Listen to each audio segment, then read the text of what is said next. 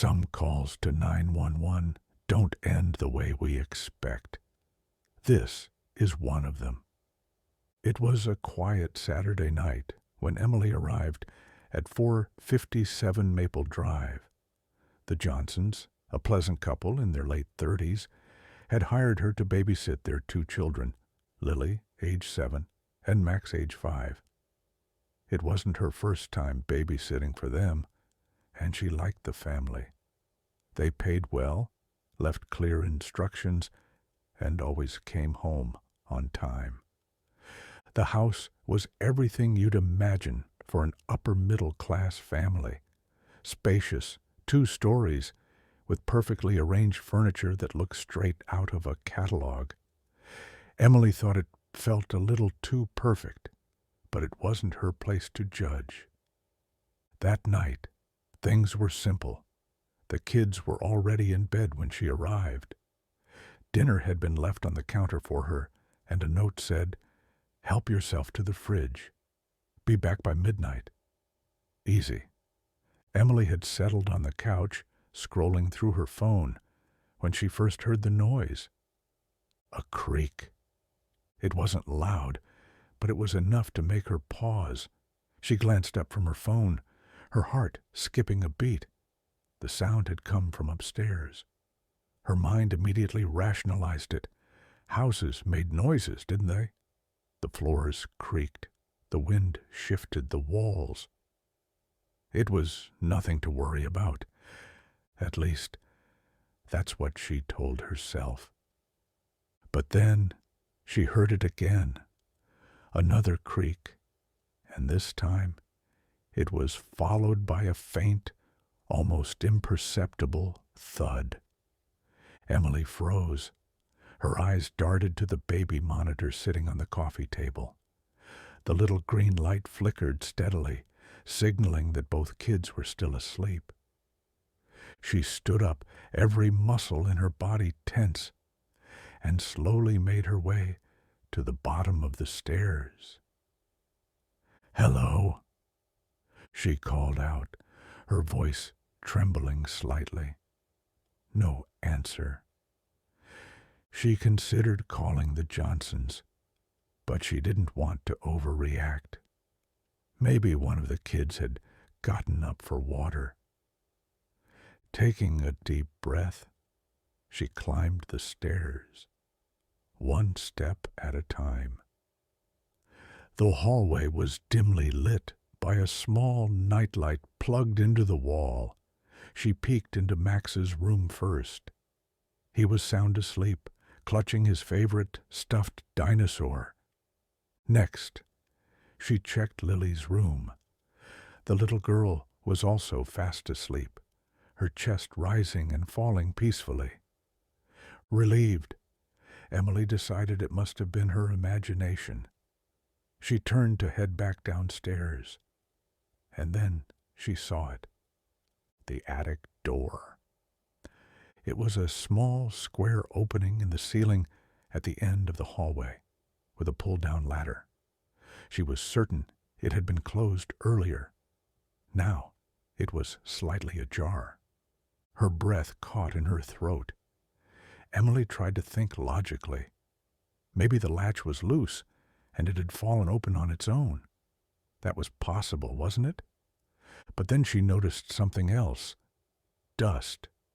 A thin layer of it on the floor, directly beneath the attic door. And in the dust, footprints. Bare footprints.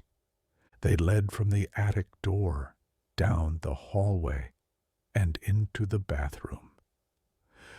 Emily's heart was racing now. Her hands were shaking as she reached for her phone. She dialed 911, her voice barely above a whisper as she spoke.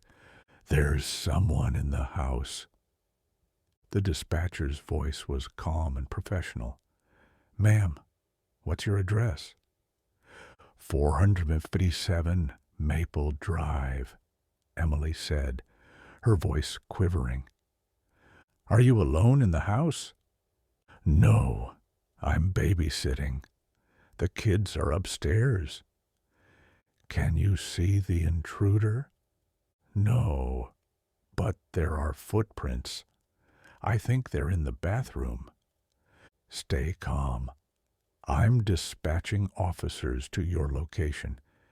Can you lock yourself in a room?" Emily hesitated. The kids were upstairs. She couldn't just leave them. "No, I need to make sure the kids are safe." "Okay, ma'am. Do not confront the intruder. Just check on the children and keep the line open." Emily crept down the hallway, her phone pressed tightly to her ear. She peered into the bathroom. The door was slightly open, but the lights were off. She couldn't see anyone inside. "Ma'am, where are you now?" the dispatcher asked. I'm at the bathroom door." "Do you hear anything?" Emily strained her ears. At first, there was nothing but silence. Then she heard it, a faint, raspy breathing. Her stomach dropped. "There's someone in there," she whispered. "Ma'am, back away. Officers are 2 minutes out. Can you leave the house?" "I can't. The kids—" Before she could finish, the bathroom door creaked open. Emily froze as a figure stepped out. It was a man, tall and gaunt, with wild eyes and tangled hair. He was barefoot, his clothes dirty and torn. For a moment, he just stared at her, his head cocked to the side like a curious animal. Then he smiled. Emily let out a scream and bolted for the kids' rooms. She slammed Max's door shut and locked it, her heart pounding as she pressed her back against it. "Ma'am, what's happening?" The dispatcher's voice crackled through the phone. "There's a man. He's in the house. Stay where you are. Officers are arriving now." From outside the door, Emily could hear the man's footsteps approaching. Slowly, methodically. He stopped just outside Max's room. She held her breath, praying he wouldn't try the door. Then she heard the faintest whisper. "Emily." Her blood ran cold. How did he know her name? Suddenly, there was a loud crash downstairs, the sound of a door bursting open. The man's footsteps retreated as he ran toward the noise. "Ma'am, officers are in the house," the dispatcher said. Emily stayed where she was until a uniformed officer opened the door. She was shaking, tears streaming down her face as she hugged Max tightly. The man was gone. The officers searched the house, but he had escaped. They found a makeshift bed in the attic, along with empty food wrappers and a notebook filled with disturbing drawings. But the most chilling discovery was a photograph. It was a picture of Emily, taken that very night, through the living room window. Emily never babysat again. The man was never caught, and no one knows how long he had been living in the attic, watching, waiting. Some calls to 911 leave behind more questions than answers. This was one of them.